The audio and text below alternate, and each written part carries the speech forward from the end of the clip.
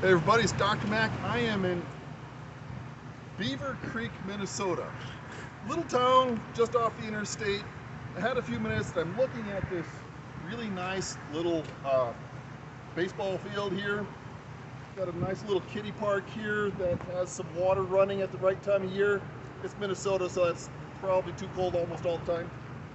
Nice community picnic, and I think we've got a small elementary school here.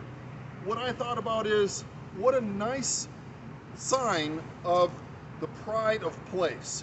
These people are very proud of the community they live in. What I also started thinking about then is scale in pride of place. Maybe when you were a little kid, parents said, clean your room. Take care of the place you live in. Have some pride in it. Your own grooming and how you look. Be proud of yourself and how you present yourself to others. Move up to the community. In the United States, we have lots of civic organizations. All the animal groups, the lions, the elks, the deer, I don't remember what they all are. We've got lots of these community groups that try to improve what it's like and the sense of place of where you live. That's a cool thing about the United States. Then our governments do the same thing. They try to make your community a better place to live, a more fun place to live, a safer place to live.